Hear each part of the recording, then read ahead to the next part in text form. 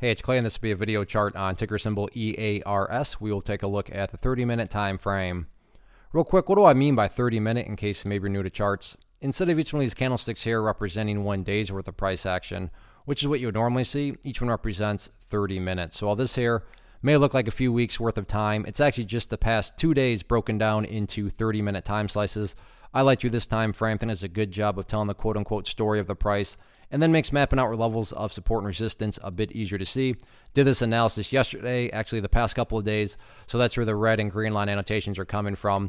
And after today's price movement, nothing really needs to be update's probably not the right word. I would say confirmation is more so an accurate term. And the main point of confirmation comes via the green line right here, which I've talked about in the past.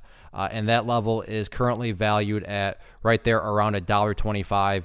And you look at, how the price acted today and early afternoon, late morning, right around there, the price did go and test it. And that's what it means by confirmation. And it was confirmed that there are still buyers hanging around that area, just like they were back here, on the 15th. So $1.25, definitely that key level of support going forward, and it remains so as far as, just kind of getting that much more evidence that there are indeed buyers hanging around down there.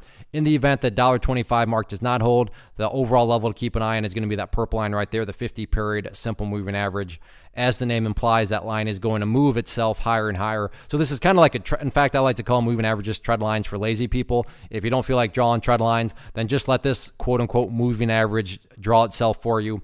And, just from a very simplistic point of view, as far as judging the health of the overall price movement, as long as the price stays above that trend line, aka moving average, then the bulls are in an overall uptrend, and that's the name of the game. So a couple different ways you can kind of measure the health of the chart. As far as levels of resistance, again, nothing new here. The price did, fight around with this level up here around $1.67, but could not, stay up above it. And then after $1.67, you have the $1.95 mark up there. So overall, yeah, the chart's still perfectly fine. The only exception I could see from a different perspective is if you're a day trader, for example, and you bought right there, or you bought right there, and you wanted to sell within 7 minutes after buying. Okay, from that point of view, yeah, the charts may be looking a little rougher. But assuming you care about the big picture of things, the price still has plenty of opportunity to build an overall higher base, and that's how those long-term uptrends are constructed. So let's see how this week continues to play out.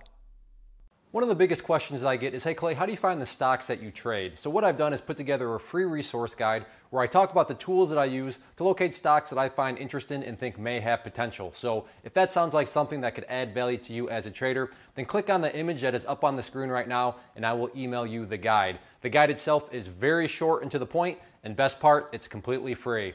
Thanks for watching the video. Let me know if you have any questions.